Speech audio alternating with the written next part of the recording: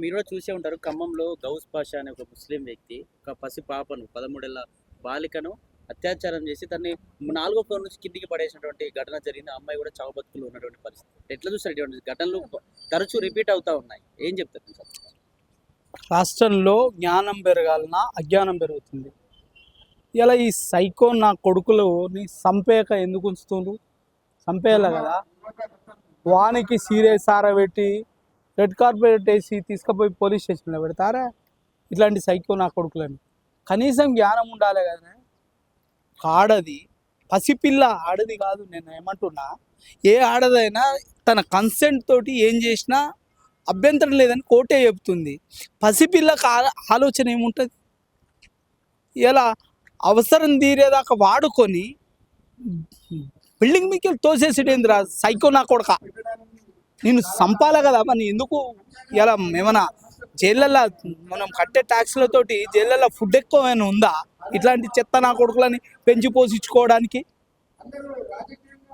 ఒక సంఘటన జరిగితే ఆ సంఘటనకు తగ్గట్టు చర్యలు ఉంటే ఇలా తప్పులు జరిగాయి. ఉందా అసలు రాష్ట్రంలో శాంతి భద్రతలు ఉన్నాయా? లేవు. ఉంటే ఇవన్నీ జరిగాయి.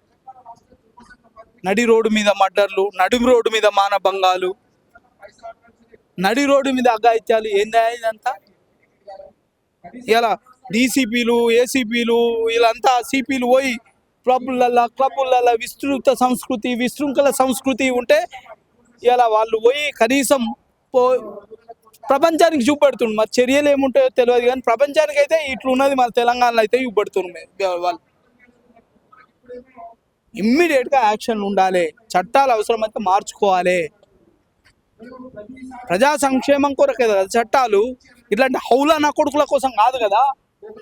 బరాబరి వారిని తీసుకుపోయి ఎన్కౌంటర్ చేయాలి లెక్క ప్రకారం అయితే. కానీ ప్రభుత్వాలు మెజార్టీ మైనార్టీ అనే ధోరణితోటి ఏవైతే మెజార్టీ వాయిస్ ఉంటుందో వాయిస్ ఉన్నోని కాపాడడానికి ప్రయత్నం చేస్తున్నాయి. అంతే కదా, అంతే కదా. అదే నువ్వు పేదోడైతే ఇమ్మీడియట్గా యాక్షన్ ఉంటుంది, ఏకాకి అయితే ఖచ్చితంగా యాక్షన్ ఉంటుంది. మరి మీకేమైంది అంటే ఉన్నోడైతే యాక్షన్లు ఉండయి, ఒక గుంపు ఉందంటే యాక్షన్లు ఉండయి. ఎవడైతేందా గుంజు గుద్దక ఏం మంచిది కాదు. యోగిని చూసి నేర్చుకోని. చాలామంది ఏమంటారు తెలుసా, సన్నాసులు. ఈ సన్నాసులకు ఏం తెలుసు? మరి మీ సంసారులకు ఏం తెలుసు? ఏం పొడుస్తుండ్రు ఇవాళ మీ సంసారులు? మీరు పొడవాలి కదా. మీరు పొడిచిందేంతో తెలవాలి కదా ప్రపంచానికి. ఉత్తరప్రదేశ్లో గుండాలని చంపుతుంటే మేము అప్రూవల్గా మారిపోతాం. ప్లకార్డులు పట్టుకొని మమ్మల్ని మన్నించండి అని అడుగుతుండ్రు. అది కదా శాంతి భద్రతలు అంటే. కార్పెట్లు వేయరి, రెడ్ కార్పెట్లు, తర్వాత గ్రీన్ కార్పెట్లు వేసి మానభంగాలు చేయరి, మర్డర్లు చేయరి అని రాష్ట్రాన్ని అధోగతి చేయరి. ఎలా క్రైమ్ బ్యూరో ఇండెక్స్ మీల్లో కొట్టచ్చినట్టు కనిపిస్తుంది. ఇలా మహిళల మీద జరిగిన అగత్యాలు మనం 4వ 3వ స్టేజ్లో ఉన్నాం. మనం ఎవడి కావాలా అభివృద్ధి? యాగమైనా చేసే పరిస్థితులకు, భద్రత లేని పరిస్థితులకు ఎవరికి కావాలి అభివృద్ధి? ఏం చేసుకుంటాం? మీద పెట్టుకొని గిన పోతావా?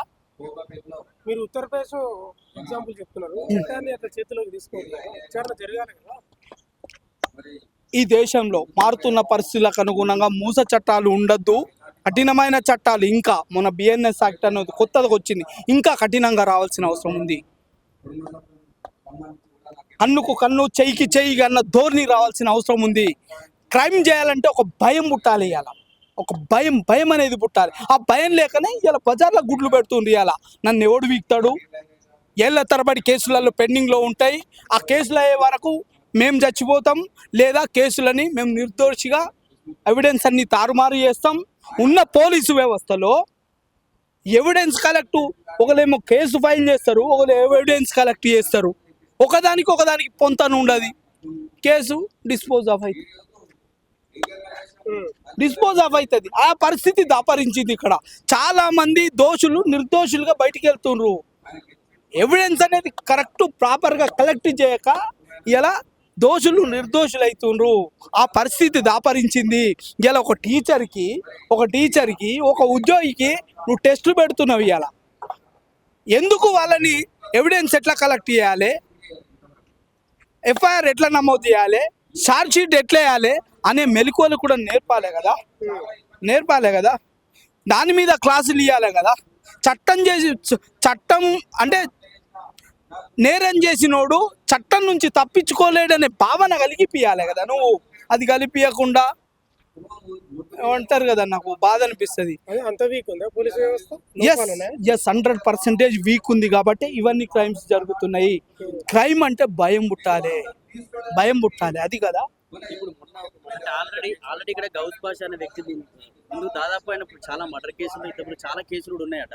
అప్పుడే అతన్ని రిమాండ్ లోకి తీసుకుని ఉంటే అంతా జరిగేది అన్న. ఇప్పుడు ఈ అమ్మాయి అగత్యం జరిగింది. అందుకే చెప్తున్నా నేను, ఇప్పుడు ముందే పోలీస్ యంత్రాంగం అనేది ముందే జాగ్రత్త పడి ఉంటే ఈరోజు ఈ పరిస్థితి రాకపోతుండే. తప్పు చేసినోడే నాలాంటి బెదిరిస్తుండు. ఇలా నేను ఒక వ్యవస్థ ఇల్లీగల్గా నడుస్తుందని ఒక రిప్రజెంటేషన్ ఇస్తే నిన్ను సిపి సజ్జనార్కు పెట్టి లోపలేపిస్తా, నిన్ను వ్యవస్థల మీద నేను విజిల్ బ్లోవర్ యాక్ట్ కింద పనిచేస్తున్నా. నేను పనిచేసే నన్నే ఒక తప్పుడు వ్యక్తి బెదిరిస్తుండి అలా. ఎందుకంటే అధికార బలం ఉంది, రాజకీయ బలం ఉంది, అన్ని అండదండలు ఉన్నాయి. అట్లాంటిది ఒక దుర్మార్గుడు, ఒక కీచకుడు, ఒక నియంతకుడు, ఒక దుష్టుడు, ఒక సైకో నా కొడుకు ఇట్లా చేస్తుంటే నువ్వు చూసినావు కాబట్టి, చేష్టలు ఉడికిపోయి చూసినావు కాబట్టి పరిస్థితి దాపరించింది. అలా నువ్వు వాళ్ళకు భద్రత ఇచ్చి ఇవ్వాల్సిన అవసరం ఈ ప్రభుత్వానికి లేదా? నిన్ను ఎందుకు ఎన్నుకున్నాం? మాకు రక్షణగా ఉంటావనే కదా, మమ్మల్ని ఎల్లవెల్లలా కాపాడుతావనే కదా. మరి ఇప్పుడు ఇలాంటి సంఘటనలు జరిగే క్రమం అనేది ఊహించలేదు చాలా మంది. ఇప్పుడు మనుషుల్లో మార్పు రావాలా, చట్టాల్లో మార్పు రావాలా? మనుషుల్లో మార్పు రావాలి, చట్టాల్లో మార్పు రావాలి. చట్టాల్లో మార్పు వచ్చినప్పుడు మనుషుల్లో మార్పు వస్తుంది. నేను అడుగుతున్నా, ఇట్లాంటి రేపిస్ట్ నా కొడుకులని కింది అంగం కట్ చేయాలి. ఇట్లాంటి చట్టం వస్తే ఇంకోసారి రేపు చేయడు. చేస్తాడా? ఆలోచన వస్తుందా? వాడిని చూస్తే ఇలా చట్టం అంటే నాకు విషయ అవగాహన ఉంది కాబట్టి నేను తప్పుడు పని చేయడానికి 100 రకాలుగా ఆలోచిస్తా. ఓకే, చట్టం అంటే భయం లేనోడికి ఎందుకు ఆలోచిస్తాడు? అత్యాచారం చేసిన ఆయనకి ఎడ్యుకేషన్ లేదంటారా? చట్టాలపై అవగాహన లేదంటారా? చట్టాలపై అతిగా అవగాహన ఉన్నోళ్ళు క్రైమ్లు చేస్తున్నారు, చట్టాలపై ఏమి అవగాహన లేని వాళ్ళు క్రైమ్ చేస్తున్నారు. ఇది ఇది ఇది ఇది ఇది సత్యం. ఇది అతిగా అవగాహన ఉన్నోడు తప్పించుకోవడం ఎట్లనో తెలుసు కాబట్టి తప్పులు చేస్తుండు.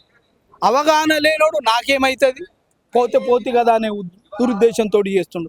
కానీ ఒక తప్పు జరిగితే ఆ తప్పుకు బలమైన కఠినమైన శిక్ష ఉంటుందని తెలిసినాడు ఖచ్చితంగా ఎవడైనా భయపడతాడు. చట్టం ఎవరికి చుట్టం కాదని అన్నాడు, ఖచ్చితంగా భయపడతాడు. Thank you.